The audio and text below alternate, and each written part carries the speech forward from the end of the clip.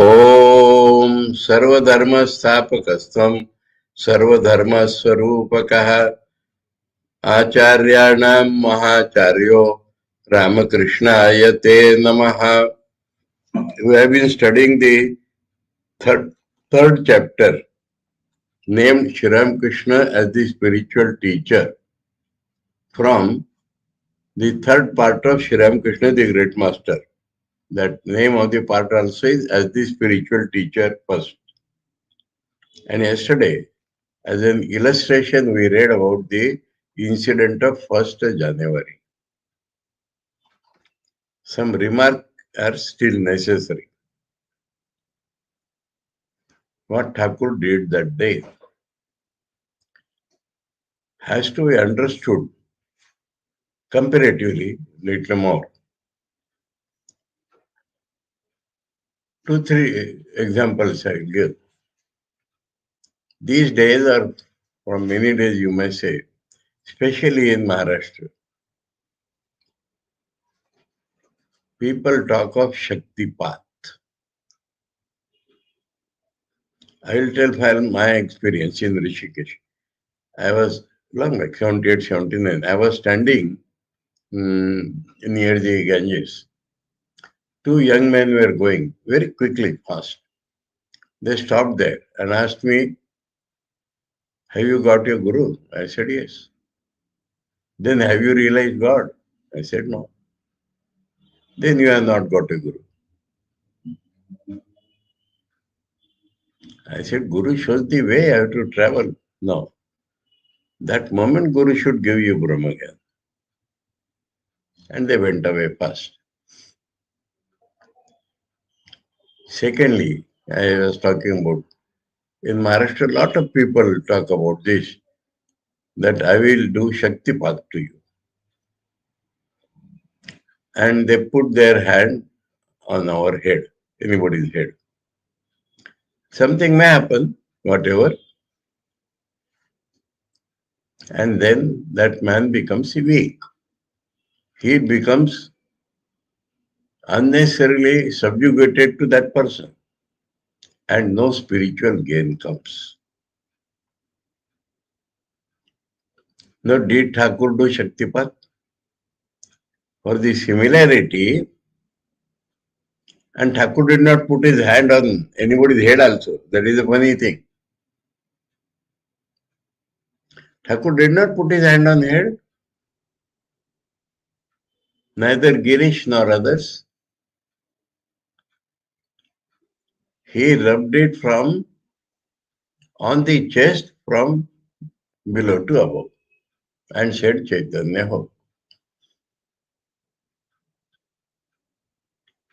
Now, another thing. He did not do to anybody and everybody. Even in that mood, when he was blessing each and every person, he told 2 persons not now.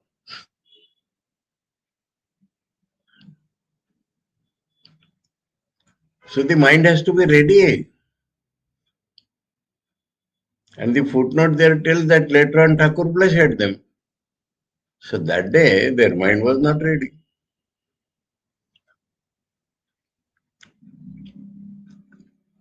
Now, I will tell what Thakur did in comparison to another thing. Swami Vivekananda, on a particular day, because of his sadhana, many powers were being aroused in him. And one day he felt that power to transmit spirituality has arisen in him. And Saradan Swamiji in one word has told Swamiji's condition that day. One word. Without much criticism. That incident will come in Leela also. Bala Sabhav Swamiji. Meaning is that he was not mature enough that day. Called Vedanta, made him sit near and asked him to touch his body. And when Vedanta touched the body, he felt some current, like his hand was shaking, like battery charge. And then Thakur called Swamiji and said, "What have you done? It is like Garbhapat." He was going by one way and you have disturbed that. And then Thakur talked about that Balak Swamiji. He said that just now the power has started coming in you. Jamte na jamte kharach. And you want to spend it.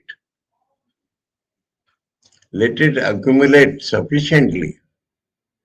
And then mother will tell you how and where to use it. So what Swamiji did? His spiritual bhav, he entered into others. And that is not his spiritual bhav. And what Thakur did, now I will take, to make us understand. Chaitanya, hope, that's all. The inner spiritual consciousness may be awakened to the full. May be awakened to the full. So, we have seen the description that each were walking on different paths. All disciples of Thakur, devotees, but each walking on different paths. And the ultimate of that path, as much they could experience, they experienced that day. The common in everybody was only bliss, because any spiritual elevation has to give bliss. That is the great difference. And Swamiji had a spiritual bhav which he transmitted that day. Later on, Thakur made all his disciples perfect in all respects, but that day. Which bhav was Thakur's bhav? Have you seen up till now? Sarvadharma Stapakastam, Sarvadharma Swarupaka.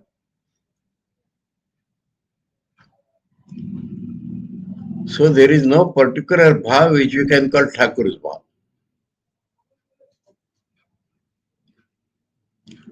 Thakur's bhav is Bhavamukh. Thakur's bhav is that he is the source of all bhavas. And so, neither did he do Shaktipat. All those people will go on doing sadhana afterwards. All those people will go on doing sadhana. Because that achievement is not a permanent achievement. But their spirit is awakened. They will not stop now. And they will try to get that.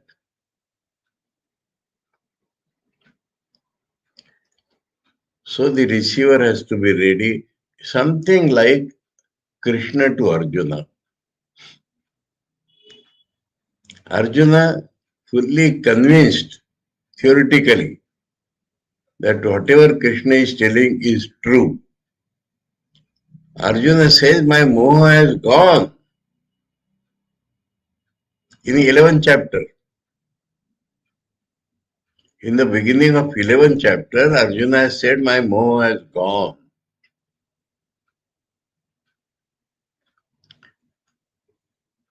I have to add theoretically. Because he said, I want to experience what you have told me. What you are telling me now, Asito Devalo Yasa. Narad had told me, Asita Devala and Vyas have told the same thing. Same thing Swayam Jeva Pravishime. Sarvameta Dhritamanye Yanmam Vadashikeshav. Can I experience that?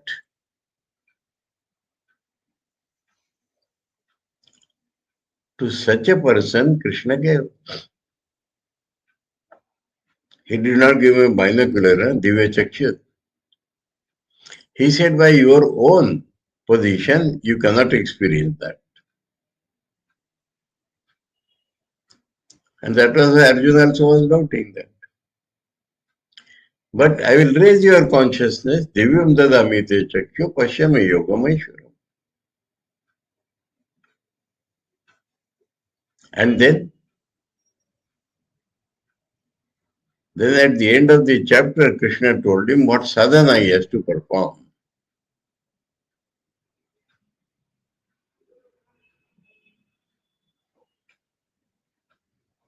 And then Arjuna still asked questions. And at the end of 18th chapter, Krishna asks him, has your moha gone? Then he says, yes. Completely gone, Karishe Vachanam Tava. Now just what you are doing, that I do. So moha gone in two places. Moha gone theoretically, moha gone fully. And to such a person, if you give, he did sadhana. He did lot of sadhana after that. And Krishna himself told him what sadhana is to be done. The Shaktipat and other things don't allow you to do anything. So neither it is transmitting your bhav into somebody's bhav, neither it is Shaktipat. It is arousing the latent spiritual power in everybody and those who are ready for that. So all examples are in Thakur absolutely, because during such a general distribution, he is telling two persons not now.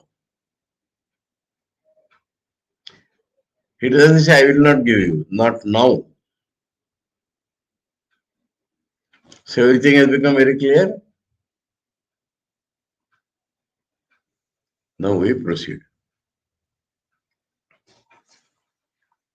So we go to now para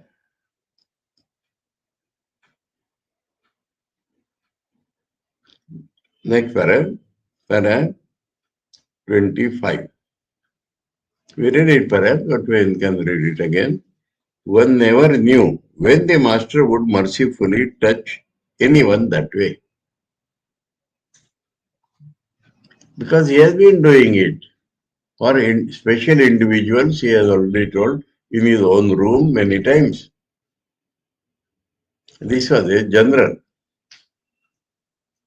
Another fact stands out from this, that it was not at all certain even that divine power would graciously manifest itself through the master to anyone. It is also doubtful whether the master himself could have known or understood this. There should be some word. in his normal consciousness. In something is necessary. Instead of normal consciousness, we could have said sadhana avastha is what Saradananda Swami said. Not his normal state. His normal state is Bhamu. Sadharan means like us. When he was like us but different, that we already seen with the Maya. So when his mind was on a lower normal plane, normal means normal like ours, then he did not know what will happen. It is recorded in all the scriptures that on the merging or destruction of the unripe eye, the mood of the spiritual teacher is manifest. So from this he theorizes now. When your individual eye is merged in the universal eye, then only the Guru Bhava will come. Because the universal eye knows what is your need at what point. So that is what from the beginning is telling, that is Thakur's position. Thakur himself is that universal eye. But it is important to note that the master could become a great instrument of the universal eye or the Divine Mother in manifesting power. This is a power. Only because he could give up completely the unripe or limited eye. In Thakur's case, completely he had given up. And that wonderful manifestation through him of the aspect of the Divine Mother as the spiritual teacher of the people. So, Divine Mother is the spiritual teacher. Divine Mother means Ishvara. He is the spiritual teacher of the world, spiritual teacher of the people and of the world became a fact because he completely gave up that unripe eye and converted himself into the humblest of the humble. So because there is no eye, so humblest of the humble. And because no eye, Mother has filled it. That is Guru. That is how both these moods exist together.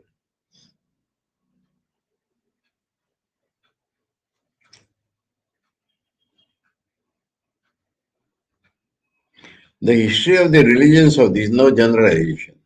The history of the religions of the world is an eternal witness to the fact, eternal because from the beginning of the creation, and always it will be there, that it was only by the merging of the limited I-ness in this way that the mood or the power of the spiritual teacher became manifest in the lives of all incarnations of all religions. Through Thakur, we can understand all incarnations. 27. The mood of the Guru is not anything human, but the power of the Divine Mother herself, manifesting through the human body and mind as instruments. So it does not belong to Thakur as an individual, as a human being. In Thakur's case, he is not a human being at all, but not the person. Ishvara's Guru Bhava manifested through fit instrument. We have been hearing it from the time immemorial that one cannot realize spirituality or God if one has the belief that the spiritual, say, Ram misprint you have seen, or you have no books, huh? Marathi. You see, English मध्ये spiral teacher, spiritual चे typographical.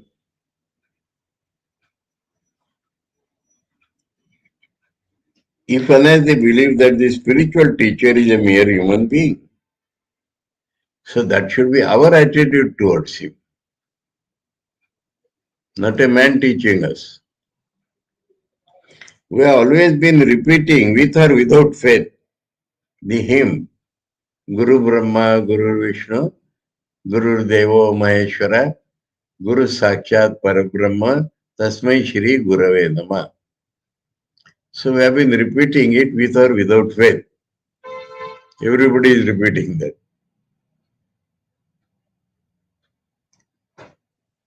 The spiritual teacher is Brahma, the spiritual teacher is Vishnu, the spiritual teacher is the divine Maheshwara, with reference to the teacher who initiates us in mantra. Many who under the spell of a foreign education, now our state, our general state, he describes, gave up their own national culture and education, which are based on religion, regarded it to be a great sin to use such words with reference to a particular human being, and were not slow to indulge in noisy controversy, debate, without the depth of knowledge. For who then knew that though it manifested itself through the personalities of some human beings, the mood of the spiritual teacher was not anything within the realm of human consciousness, individual consciousness.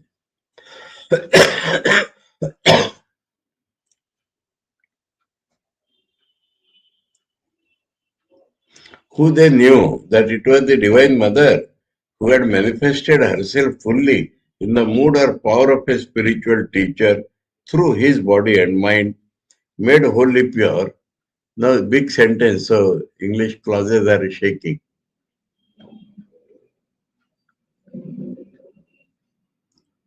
Mood or power as a spiritual teacher through his body and mind, made wholly pure, awakened and free. That body mind is made pure. From the tinge of egoism. Free from what? Tinge of egoism. For the purpose of bestowing peace by the removal of the three kinds of miseries that were continually scorching like fires the human minds. Now this is an important thing. Huh? Not only what are the three, but in Marathi there is a saying, have you heard that? जो त्रिविध तापे पोळला तोची एक अधिकारी झाला परमार्थासी. One who has been scorched in the three types of miseries, he alone is the fit recipient.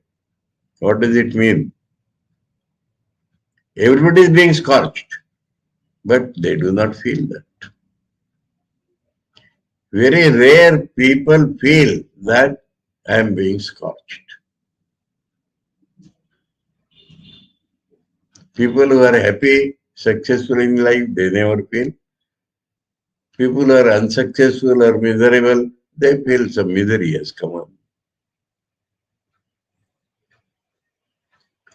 So the necessary condition is mentioned here. That when one feels this, then only he is fit to receive spirituality.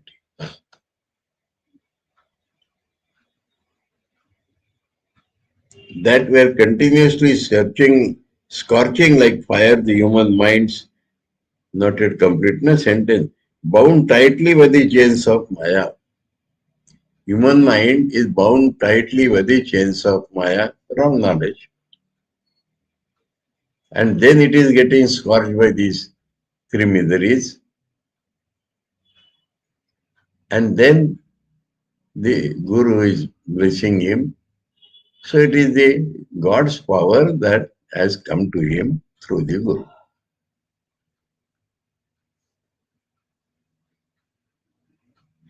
Even as, this is also semicolon here, even as she manifested herself, oh, that is great vision. Huh? Thakur in the Kathamriti has said this repeatedly. Now God has created us. He wants us to live that. So He has created air, water, food. So when He has created us, He knows our needs and has made arrangement to supply that need. Same God knows that we need spirituality. We will feel at a particular point, but God knows it. and he has made Guru. The sentence is still continuing. Even as she manifested herself as water, air, food, and other material articles for the upkeep and maintenance of the bodies of all beings. Now go back, Kani. So she has created Gurudwar, she has herself gracing a man. So the physical need she is being fulfilled. Then he feels the need that he is getting scorched. Then he feels that need. Then she bestows grace.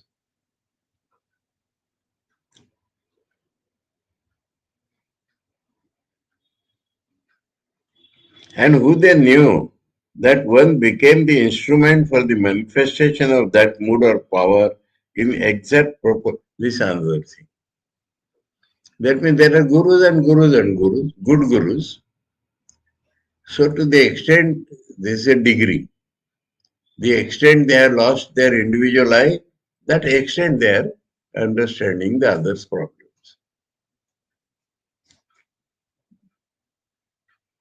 And who they knew that one became the instrument for the manifestation of that mood or power in exact proportion to one's capacity to give up one's egoism or the unripe I. Egoism is not normal pride. Unripe I itself is egoism. Belonging to body and other things is unripe I. That is egoism.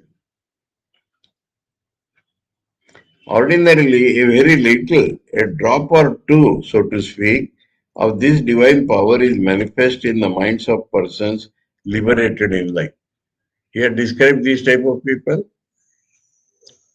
So, other than Jivan Mukta, nobody is a Guru.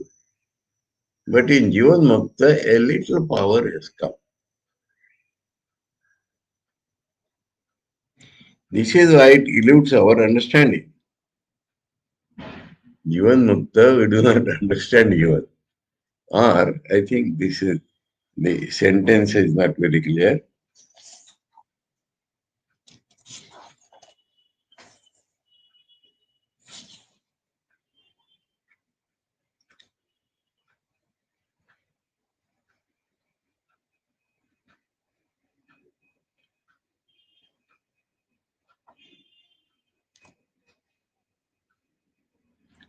তাই আমরা ততটা বুঝতে পারি না. Now, when we see a Jivan Mukta, we do not understand it is from God because only a little is manifested. That is what he said.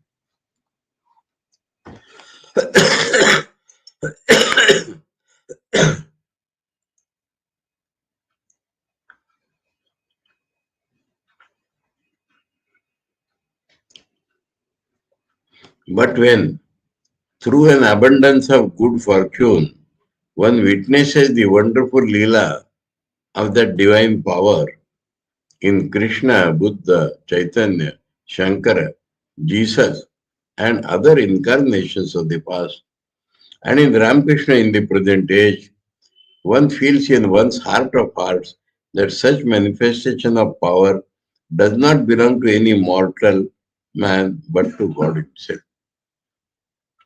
The heading is inserted here. God, out of compassion, removes ignorance and delusion of the human mind through spiritual teacher. Therefore, devotion to the spiritual teacher and that to God are the same. Where from is this? You know a quotation. The last shloka of Shweta Shatra Upanishad. There he has told who is the Adhikari. Last shloka.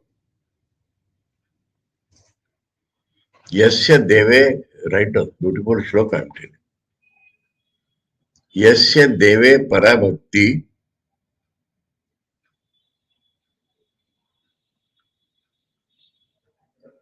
Yatha Deve Tatha Guru.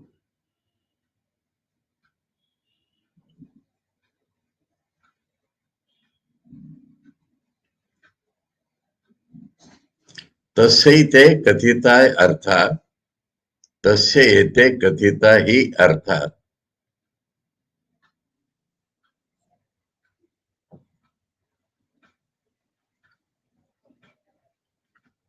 Prakashante Mahatmana. Prakashante Mahatmana. Only two things are told for Adhikar. Three. He should have supreme devotion to the Lord. And same to the Guru. And third is the adjective given Mahatmana. He should have a broad mind, broad heart, unselfish. Then, whatever is being told in the Shastras, that meaning will shine in him. That means it will enter his anubhav. That is the last shloka of the Shatashatra Upanishad. And that idea Saradananda Swami is telling here.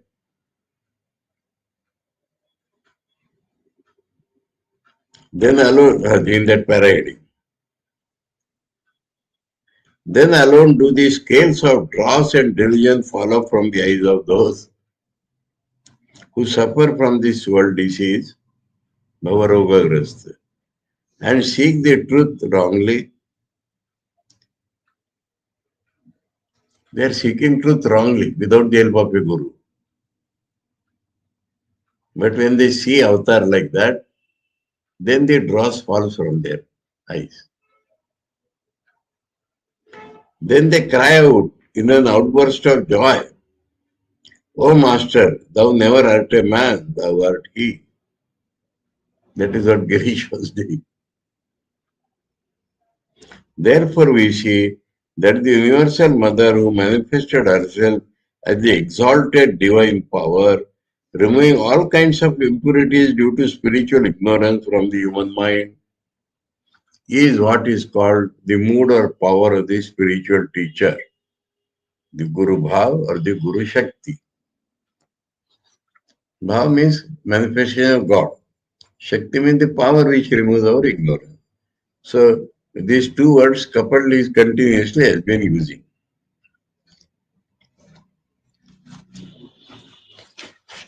It is this divine power, Shakti, which the scriptures speak of as the spiritual teacher and call upon man to pour out his heart's faith, reverence, and adoration at her feet.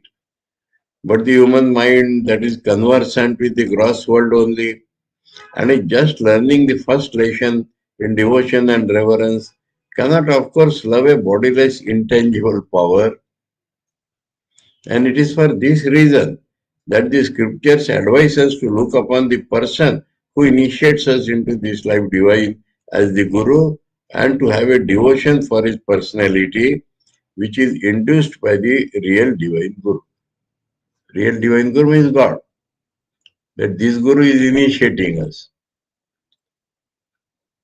And we do not have understood all this depth and all that, but we should have reverence for him.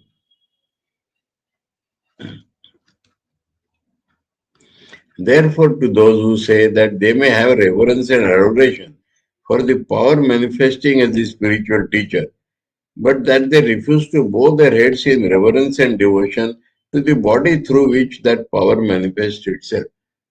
Common idle talk. We'll bow to Guru Shakti, will not to this man. To those thus making a distinction between the power and the medium of its manifestation, our reply is a grave warning that they should not fall a prey to self-deception. By discriminating between the unseen power and its seen medium of manifestation, and by paying homage to the unseen to the neglect of the seen, they are falling in a great error. The difference itself is as difficult as that between fire and its burning power. You are discriminating between the two. Their difference itself is not there.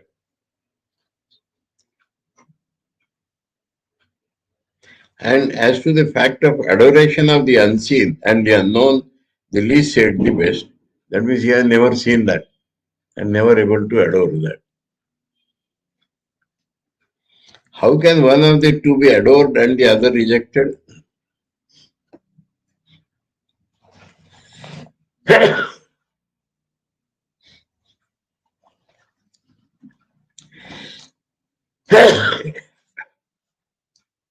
A man who loves to admire, loves or admires somebody feels special attachment for even a trifling thing used by the beloved. So if the body mind is used, we are not revering.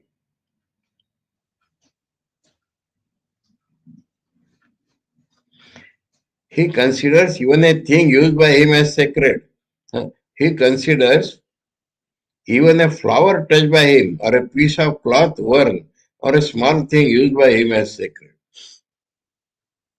The very ground he treads is regarded by him to be very dear and precious.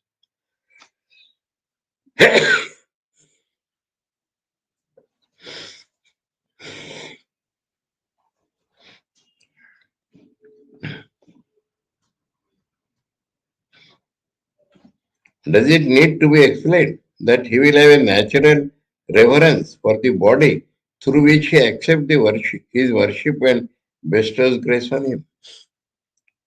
Those who say so do not understand at all what is meant by the mood of the spiritual teaching.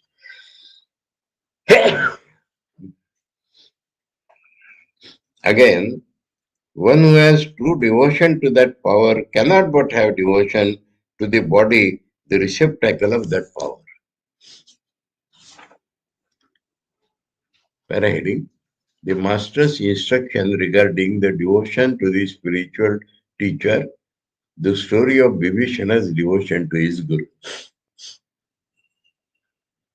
Master used to illustrate this point by citing the example of Vibhishana. He said, at one time, long after Sri Ramachandra passed away, a boat sank and a man was thrown by the waves on the coast of Lanka.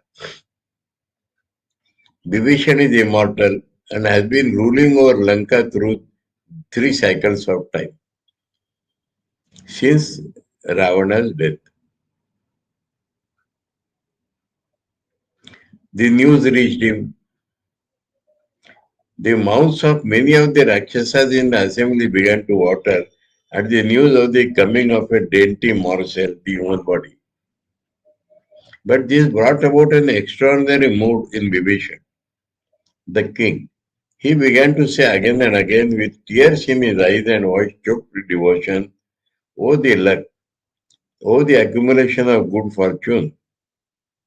The Rakshasas could not understand his feeling and were dumbfounded. Vibhishan then explained, "Is it a matter of little fortune that after a long time I shall get today the opportunity of seeing a human body, such as the one in which Ramchandra set his foot on Lanka?" So the reverence goes up to this point. And blessed me, it seems to me that Ramchandra himself is coming in that manner. Saying so, the king came to the coast with all his ministers, courtiers, and other nobles, and took the man to the palace with great love and reverence. Then the king seated him on the throne, and together with his family began to serve and worship him like an obedient servant. He kept him there at Lanka for some time, made presents of jewels and other precious articles, bade him goodbye, and sent him home escorted by the servant. What is this last line? He is not blinded, he is not taken as Rama. But Rama came in a human body and blessed Vivek. So a human body person has come. So he honored him and kept for some days. Then he gave him the presents of that and sent him. So he is not blind, but the body similar to that body made this reverence. Another incident, parading. When there is true devotion, one remembers God through the association of even a trifling thing. Sri Chaitanya had ecstasy immediately on saying, drums are made of this earth. This is an incident. He is describing that.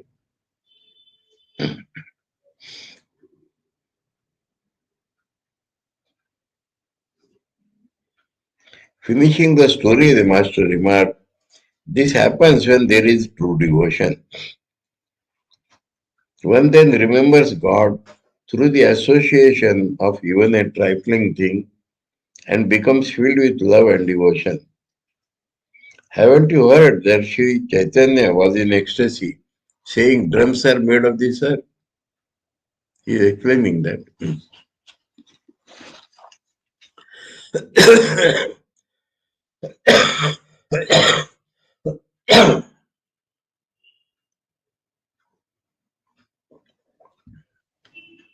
One day, while he was passing through a certain place, he was told that the people of that village maintained themselves by making and selling the drums that were played at the time of singing the Lord's name. Routine information. What is the occupation of these people? How they earn money?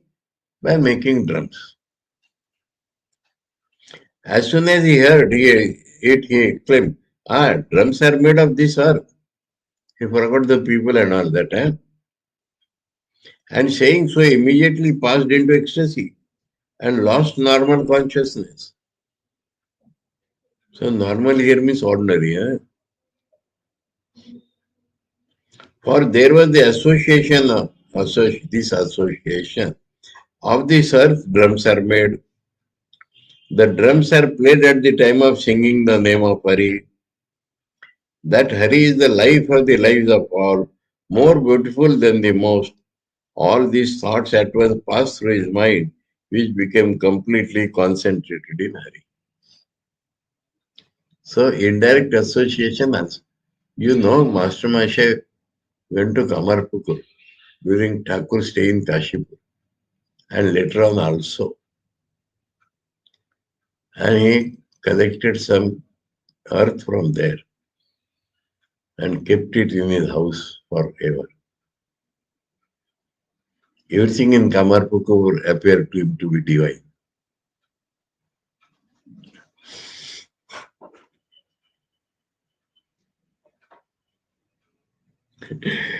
I am telling some fun now.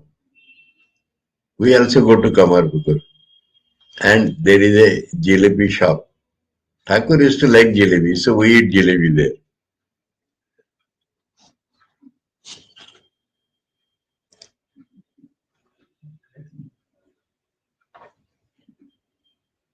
A man who has such devotion to it, now these are examples from Incarnation and their associates.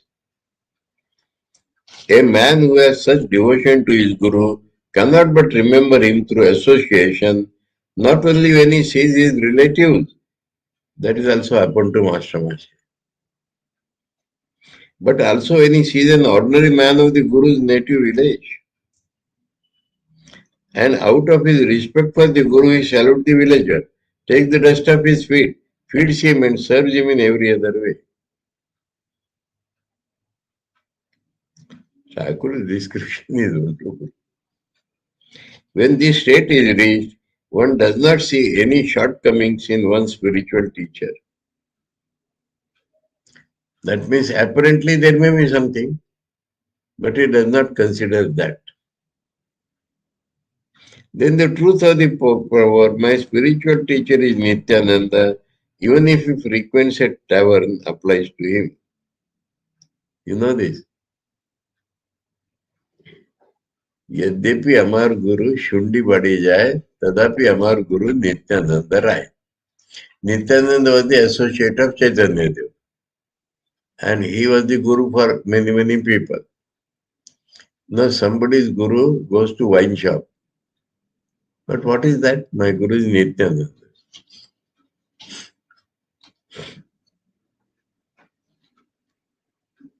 Otherwise a human being cannot but have good and bad qualities if we see him human being. But just as everything looks yellow to a jaundiced eye, so he, owing to his overflowing devotion to the Lord, sees God and not man in the Guru. His devotion then shows him that it is God who has become the whole universe. It is he alone who has become the spiritual teacher, father, mother, man, cattle, everything sentient or insentient. So Guru and the whole world.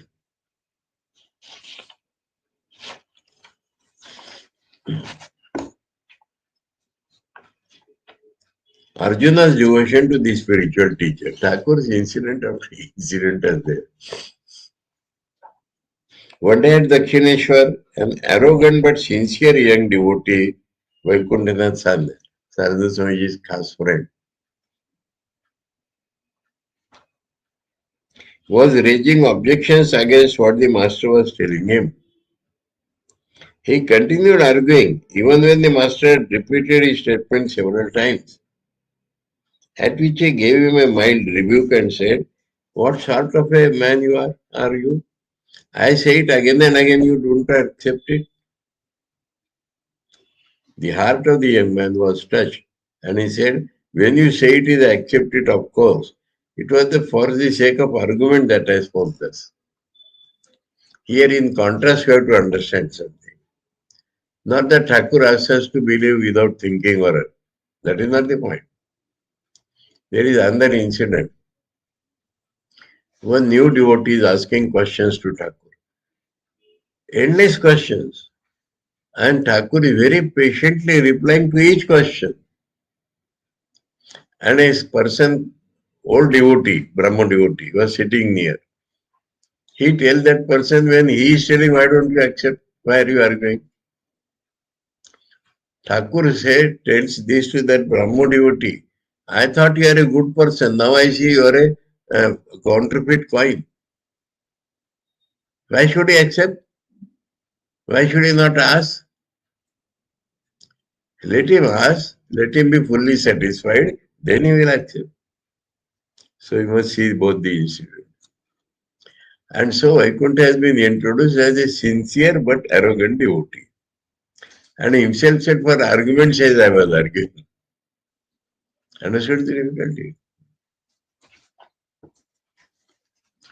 So our tarka buddhi or nonsense sometimes, argument, that comes in between.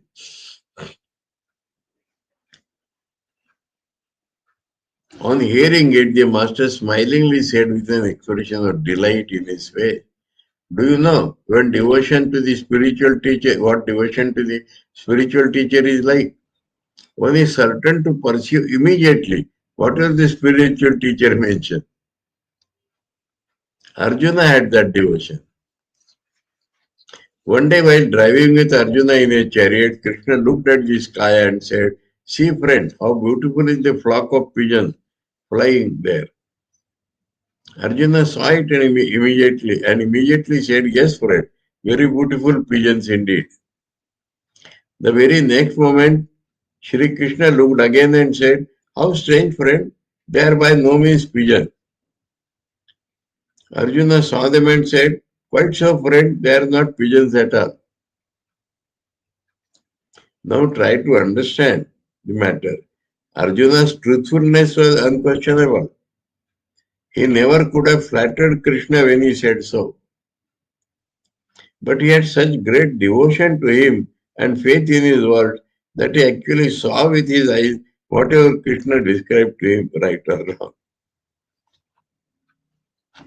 So he explained also.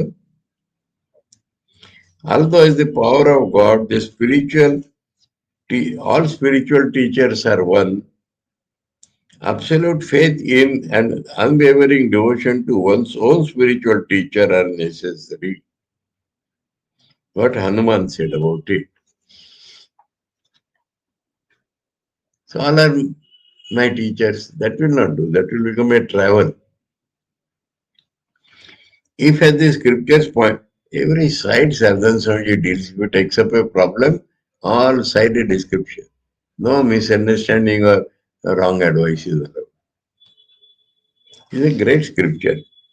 If as the scriptures point out, the spiritual teacher's power to remove the darkness of ignorance is understood in the manner spoken of above, namely, to be a particular power of God, another fact must simultaneously be admitted to the people. One particular power of God. God shows himself as other cat, so many things. And that is this. The spiritual teacher is one and not many. Although the receptacles of this power or the bodies through which it is manifested are different, your spiritual teacher and mine are not different, but one only. God is a spiritual teacher. That one being none else but that power. A funny incident comes to my mind. I will not tell names. There was a great devotee in Pune, and he was initiated by Reverend Shankaranand. He was the president at that time. And his friend got initiation from Vishuddhanand. He was the vice president at that time. And this man used to say, I was initiated by president, he initiated by vice president. In that rank.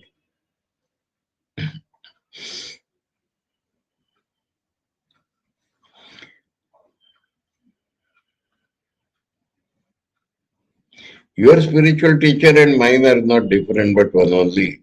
That one being none else but that power. As an example of this, may be quoted the story in the Mahabharata of Ekalavya, who accepted as his teacher an earthen statue of Dronacharya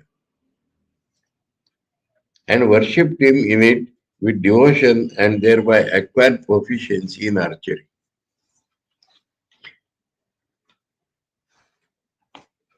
Reasonable as this fact is, I am not going to describe that incident.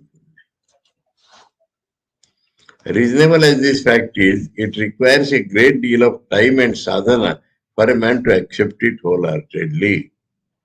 And once he accepts it, he has no alternative but to worship the spiritual teacher in the body through which that divine power has bestowed grace on him. The master is to tell us as an instant of this what Hanuman, a bright example of steadfast devotion, said. Nishtha it is called. The master said at one time during the battle of Lanka, Ramchandra and Lakshmana were bound with a noose made of snakes by the great hero Meghanath, Ravan's son. Then they remembered Garuda, the eternal enemy of the race of snakes, and called him there. Garuda is Vishnu's Vahan. So he knows Rama is Vishnu, so he came.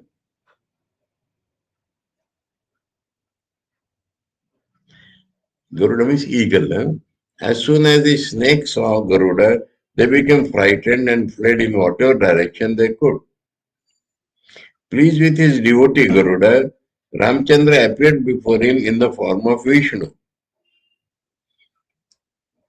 who was the eternal object of worship of Garuda, and explained to him that Vishnu had thus incarnated himself as Rama. But Hanuman did not like to see Ramachandra assume the form of Vishnu. And the only thought he had in his mind was how soon he would reassume the form of Rama. Ramchandra did not take long to know that sentiment of Hanuman.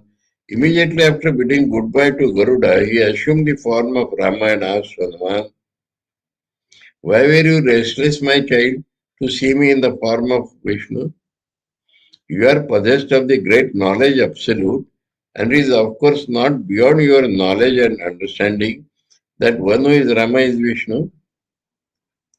Hanuman replied humbly, it is true that the same Supreme Self has assumed both the forms, and therefore there is no difference between the consort of Shri, Vishnu, and Lakshmipati, and that of Janaki, that is Rama. But my mind is always anxious to see the feet of the lotus-eyed consort of Janaki only. He is my all in all. It is through that form that I saw the manifestation of the Divine Lord and have my life's aim fulfilled.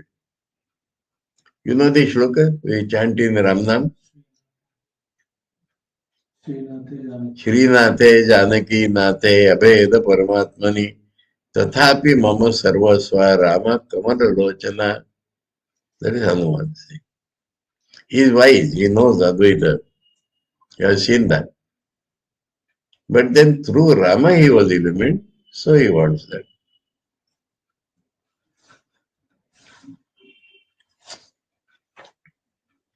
The power of the spiritual teacher is there, lying dormant in all men. Now it is big general scope. because our real nature is God. Our ego is intervening. If our ego will go, that will come. Master stroke. So accept a guru, be awakened, then you yourself will understand. Thus it is evident that the power of the spiritual teacher is the power of the universal mother, and that power is either lying dormant or is awake in all men, either dormant or awake.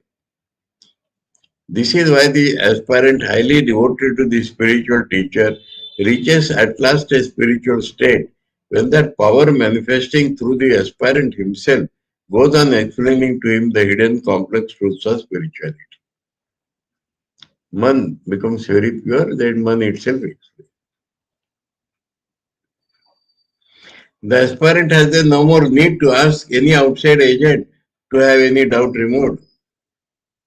The Divine Lord said to Arjuna in the Gita, when your intellect is freed from the delusion due to ignorance, there will be no necessity on your part to have anything to do with the teachings of the scriptures. And so on. Such as this should be heard, that is in the scriptures and so on. You will go beyond all this and will be able to understand everything yourself. Such is the state the aspirant attains then. The master's words, the mind becomes the spiritual teacher at last.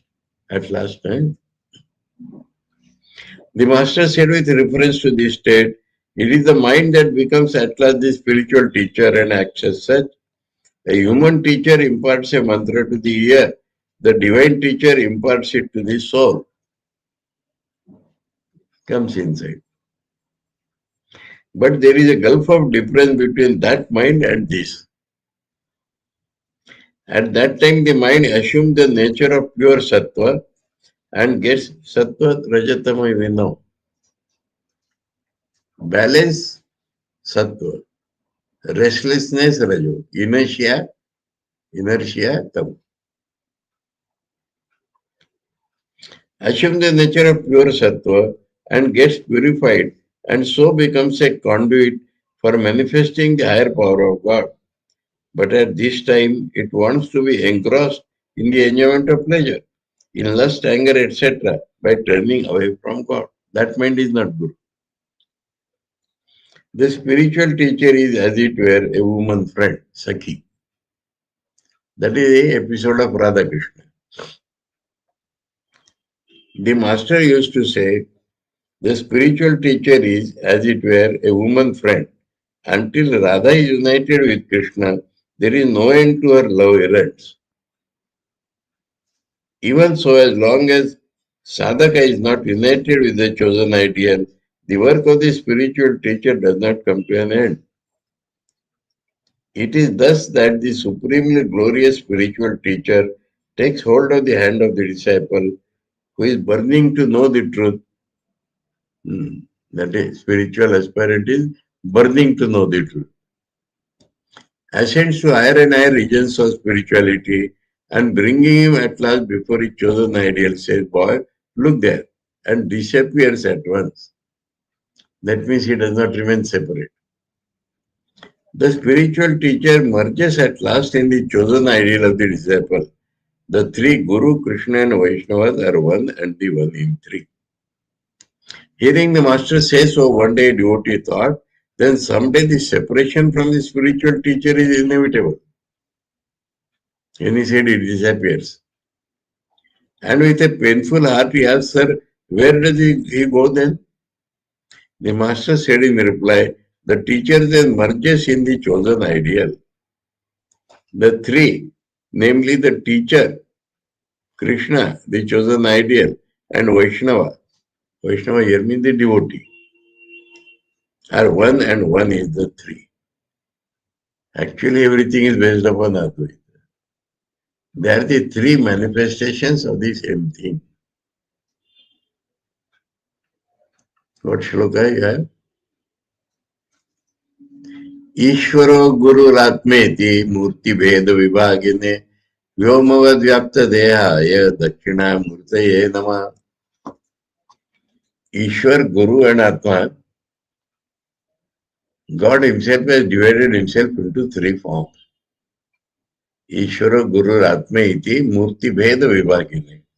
Vyomavad Vyaptadya is actually also reading. Dakshinamurti, God's benign face. No, that is the shlok. Famous Advaiti shlok. Om Sarvadharmastapakastam Sarvadharmaswarupaka Acharyanam Mahacharyo Ramakrishna Ayate Namaha. Om Shanti Shanti Shanti. Hari Om Tat Sat. Sri Ramakrishna Arpanam.